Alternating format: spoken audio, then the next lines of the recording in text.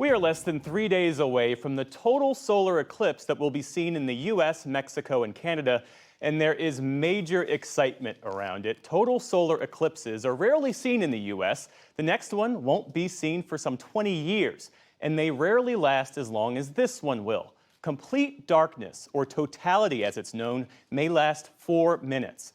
Monday's eclipse will cut across 13 states with more than 30 million people living in the path of totality. Millions more are traveling to get a good look. And stores are selling, or in some cases, giving away the glasses you'll need.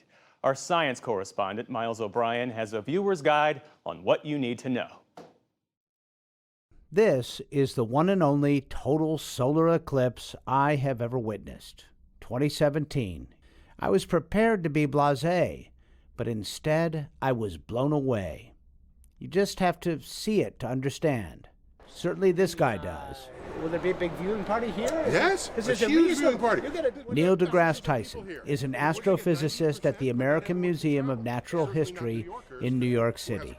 This eclipse, as much as anything, is about how many people can get to it, right? The eclipse itself goes over major metropolitan areas. It kisses part of Austin, goes through Dallas, right on up to major cities here, Columbus, Indianapolis, Buffalo, up at Niagara Falls. People can sit in their backyards and experience a total solar eclipse without even having to travel. What would you recommend people do? Should they get in their cars and go? Yes. Yeah, next question. Done. If you are in a place, in a zone, where the moon has covered 99% of the sun, that little sliver that remains is equivalent to the light of 10,000 full moons. So if you are not in totality, you're not in totality. I think we intuitively know the moon is a lot smaller than the sun.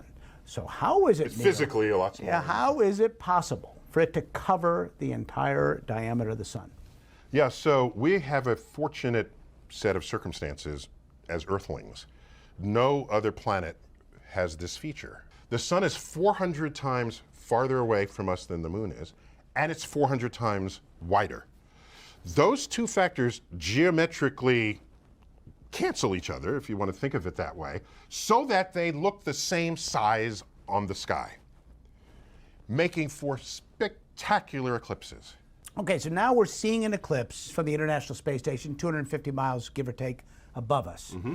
And what are we seeing there? Yeah, so this is that darkened part of the moon's shadow crossing Earth's surface. And you get to see a fuzzy edge around there. Notice it's not a sharp boundary, because if you're in that fuzzy edge, it means some of the sun is covered and the rest still is peeking out.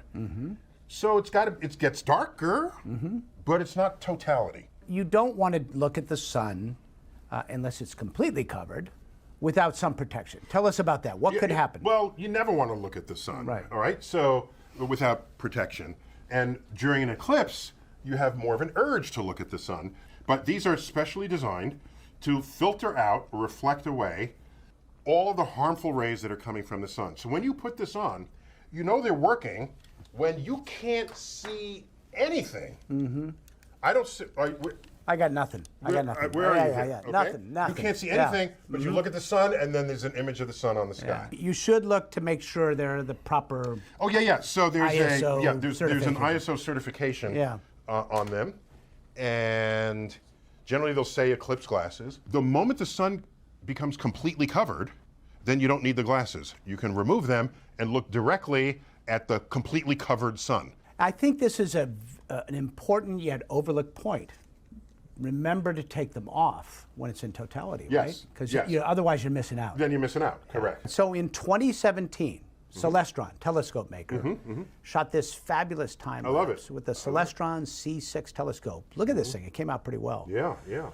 So this is a preview, weather And it permitting. doesn't happen this fast. This is time lapse. This is much faster. Yes. So first contact is the moment the moon in its orbit around the sun touches the edge of the sun. Second contact is when we hit the diamond ring, when this leading edge of the moon touches the opposite edge of the sun. Diamond ring, second contact. Okay? Now the moon, which is larger than the sun on the sky, is continuing to move. When the trailing edge touches the sun again, the second diamond ring, that's third contact.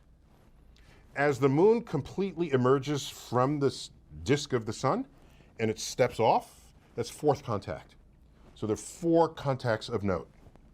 And the ones you really care about are the second and third. All right. And in between the second and third is when you can take the glasses That's off. total eclipse. That's correct. That's totality. Your natural instinct is to look at the sun, but it's worth looking around and seeing what's happening all around you.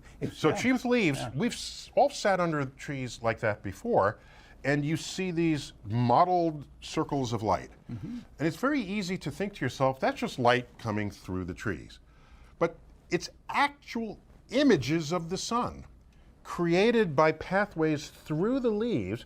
So during an eclipse, all those little circles of light turn into crescents. But I think the point here is take a moment to kind of look around you and absorb the environment. The temperature changes. There's a quietness that comes along with it. An eerie birds quietness. and bees do different things. The animals of the animal kingdom are confused by this. But I think among all the animals, the ones that behave the strangest are the humans. So watch the behavior of other humans. Where would an expert like you go to watch this eclipse?